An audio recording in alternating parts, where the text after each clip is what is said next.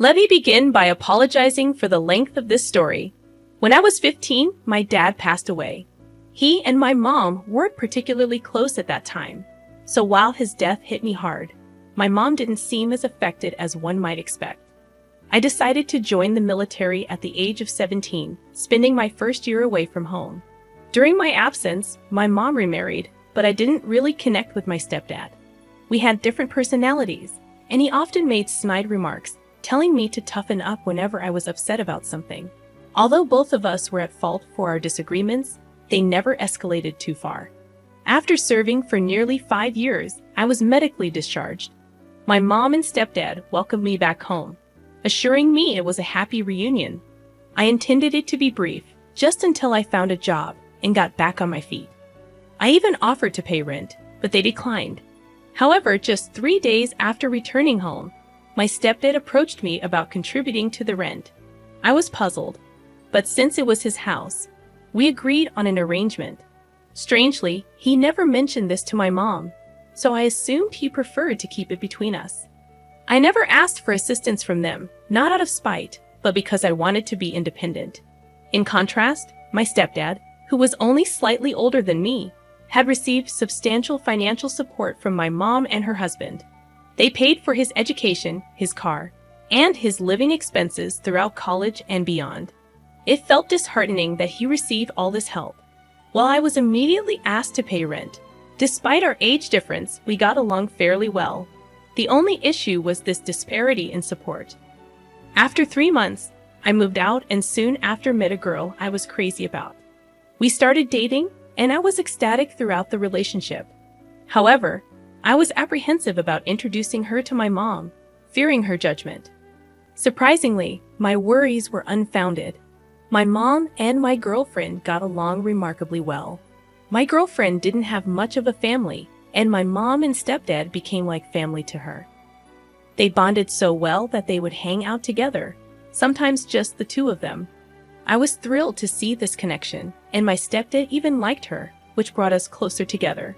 A bond I hadn't known I wanted until then. My stepdad had overcome significant challenges in his life. His father had abandoned their family, and he managed to put himself through school, securing a high-paying job on his own. I admired his self-reliance immensely. After a year of dating, I knew I wanted to marry this girl. When I shared my feelings with my mom and stepdad, they seemed genuinely happy. She had already become an integral part of our family, practically one of us. My mom then handed me her engagement ring, a precious heirloom from my dad, which she had kept. The job I had didn't pay much, so I thought, even if it wasn't the ultimate ring, it should always have a special place. I considered it a great placeholder. When I proposed to my girlfriend with the ring, she told me it wasn't just a placeholder. She absolutely loved it. I had never been happier in my life. We started planning our wedding, and to my surprise, my mom and stepdad offered to help with the finances. It was the first time they had offered me financial assistance, and it felt surreal. Fast forward about 3 months, I received a call from my stepdad, and it felt ominous. I went over to their place after work. When I arrived, I saw my mom, stepdad, stepbrother, and my fiancée, who was sitting on the couch, clearly upset. I thought someone had died. I moved to sit next to her, but my stepdad stopped me. He accused me of cheating on her throughout our entire relationship. I was baffled and denied the accusations vehemently. I told everyone there that I never even texted other women I wasn't related to, besides my fiancée. Apparently, some girl had obtained my fiancée's number and claimed that we had been having an affair for over a year. She didn't know I was in a committed relationship. She sent my fiancé screenshots of alleged conversations and details about my life that a stranger shouldn't know. I couldn't grasp what was happening. I was shocked, heartbroken, and furious. My fiancé looked at my phone, confirming I had never sent those messages. Both she and my mother were in tears, and I couldn't hold back my own. My stepdad hurled every insult he could think of at me and forcibly escorted me out of the house. He warned that if he ever saw me on his property again, he'd involve the police. In the following weeks, I tried desperately to contact them, sending calls, texts, voicemails, and messages on every available app. But there was no response. After a month of silence, my stepdad called, instructing me to stop trying to reach my fiancé. He made it clear that I was no longer welcome in their home or around their family. I attempted to call my mother during that time, but she didn't answer either. All I received was a text expressing her sadness and disappointment. My mom didn't have much family, so they usually spent holidays with my stepdad's relatives. They all ostracized me, sharing Christmas photos on Facebook where my ex-fiancé appeared happy and content, which devastated me. The only family member who stood by me was my dad's brother and his family. Even they seemed hesitant around me. The only person who truly believed my innocence was my uncle. I genuinely believe I wouldn't have made it without him. He showed me the kind of fatherly love I had been missing, and I can't express how grateful I am for him. About 6 months after the incident, I decided to move away from the East Coast and settled down in California, needing a fresh start. Less than a year after my move, I received a call from a familiar area code back home, which was rare. I hesitantly answered, and it was my stepbrother on the line. I promptly hung up, feeling a mix of emotions. He called back, and after much internal debate, I answered that night. The conversation was awkward at best. He told me my ex-fiancée had been devastated for a long time. It took her nearly a year to even consider dating again. Meanwhile, I hadn't moved on at all. A few months into her dating attempts, my stepdad encouraged my stepbrother to ask her out. Things seemed all right in the beginning, but they never really clicked. Apparently, my stepbrother confided in my stepdad about this, who, in a fit of misguided advice, told him, "I didn't get rid of my name for nothing. She's a great girl. You need to figure it out with her." I was dumbfounded, quickly replaced by anger. It turned out my stepdad had orchestrated a scheme. He got a girl I didn't know to pose as someone I had an affair with, forging message screenshots and sending them to my ex-fiancée. My stepbrother had been burdened by this information for about a month before he finally revealed the truth to me. He was planning to tell my mom and ex-fiancée the next day. I asked him to hold off on contacting me, giving me time to process everything. That was last Tuesday. I reached out to him recently, telling him I was ready to talk to them, and they could call me tomorrow. I don't know what to say, and I'm uncertain about forgiveness. So far, the only person I've confided in is my uncle, who I asked to keep this to himself. I apologize again for the length of this. My therapist happened to be on vacation, and I needed an outlet. As for the top advice before reading the updates, you're right. My stepfather is toxic, insecure, and narrow-minded. I genuinely appreciate your perspective. I've come to realize that staying no contact with them is the best decision for my well-being. While I might understand why my ex-fiancée believed the false accusations, it doesn't mean I should rebuild any kind of relationship with her. She didn't trust me or give me a chance to prove my innocence. There are plenty of other women out there who won't be easily manipulated or carry the baggage of mistrust. I'm deeply sorry for all the pain this situation has caused, but I acknowledge that my life will be happier without any of them in it. I can see that this is a lot for you to digest, and I'm relieved that the truth has finally come to light. You have every right to take your time in deciding whether you want to rebuild the relationships that were damaged. It's important to remember that you have the option to do what's best for you. I strongly recommend starting therapy as well, as it can be a valuable resource for processing everything you've been through. We would love to hear from you again and support you as you navigate this challenging situation. As for the first update, I apologize for the delay. It's completely understandable given the circumstances. Your stepbrother reached out to you this morning and provided more details about what happened. Apparently, what your stepfather had initially told you wasn't the whole truth. He was careful with his words, seemingly to avoid directly implicating himself, but heavily implying his actions. It's worth noting that your stepbrother is quite astute. He didn't rush to confront your mother and fiancée in a shouting match with his dad. Instead, he took a more thoughtful approach that you might not have considered. He managed to track down a girl who had been in contact with your stepfather, presumably through Tinder. This discovery strongly suggests that your stepfather had been involved in extramarital affairs, which understandably angered you for obvious reasons. The girl admitted that she didn't sleep with your stepfather, but the truth or falsehood of that statement didn't hold much significance for you. What mattered was that your stepbrother talked to her, sharing a story and convincing her to cooperate. It appears that she was well aware of her actions, and the revelation of what happened to you seemed to affect her profoundly. Regardless of her motives, her willingness to cooperate was what counted. She was compensated with $1,000 for making a phone call, and she was given instructions on what to say and provided pictures as evidence. Your stepbrother also offered to pay her again, for the record. She agreed to do it without charge, and it happened just yesterday. My stepfather is away on a business trip until Wednesday, so it was just the four of them there. She came in and spilled everything to my mom and ex-fiancé. My stepbrother mentioned that tears started flowing almost immediately from all three of them after he disclosed everything. He informed them that I was in California and that he would let them know when I was ready to be contacted. To provide some context, here's a bit of backstory to help you understand my mother and ex-fiancé a little better. Please note that this is not an excuse for their actions. It's merely meant to shed light on their behavior. After my dad passed away, my mother and I became incredibly close. We were each other's support system.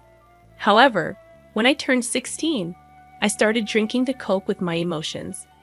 One New Year's Eve, I ended up out with my friends, leaving my mom alone at home. She texted me, expressing her sadness about being by herself.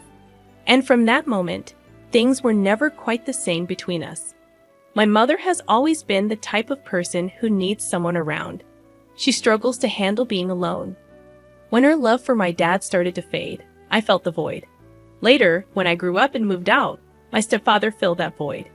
As for my ex-fiancée, she never had much of a family and had serious trust issues due to her past relationships. Despite her difficult past, she never spoke ill of her ex-boyfriends, except for one who was physically abusive, a clear exception. Despite my own shyness, I've been told I'm cute, particularly by younger girls, although I never liked that label as it didn't feel very masculine. Eventually, I learned to appreciate my features and how easily I blushed. My fiancé, who is nearly 3 years older than me, preferred older girls. I never paid much attention to younger girls who showed interest in me, yet they continued to approach me. This attention bothered my fiancé. She would often question why I wasn't interested in these younger girls or why I didn't leave her for someone younger and more attractive. I always found her incredibly attractive, much more so than I ever saw myself, and I constantly reassured her of that. I made it clear that no other girl held any appeal for me. I hope this insight provides some context for why I think they did what they did and believed what they believed. However, this is not an excuse for their actions, and personally, I am not that understanding.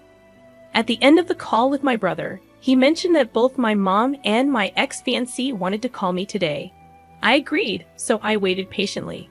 Around 3 p.m., I started to feel a bit puzzled. I began to wonder if my brother had made everything up just to mess with me. This thought genuinely worried me. Then, I received a text from him, asking if I was alright. I replied yes and inquired if they were actually planning on calling. He informed me they had been trying for the past few hours. I had blocked both of them when I moved out west, but somehow, I had forgotten to block him. I felt grateful that I hadn't, though. I blocked their calls, and about 10 minutes later, I received a call from my mom. The first thing she said was that I sounded different. I almost hung up right then. It took all I had to just respond with a quiet yeah. She immediately broke down, and I thought I'd feel something more, but the pain of it all just overwhelmed me. She asked if I had received her texts, and I said no. I guess she had been trying to text me over the last year, but I had her number blocked. If she truly wanted to reach me, she could have found a way. It might sound harsh, but I know it's true. I told her I would be willing to rebuild some semblance of a relationship with time, and she seemed content with that. She also informed me that she was removing all her belongings from the house before my stepfather returned, and that she would be filing for divorce immediately. I believed her. She might be a poor excuse for a mother in my eyes, but she's never been someone to take half measures. I really wish I could be there to witness that man's face when he comes back to an empty home. Next, my ex-fiancée got on the phone and offered tearful apologies, much like my mom did. I felt something more talking to her. I tried to get her to remember how many times I assured her I would never betray her and how much I loved her.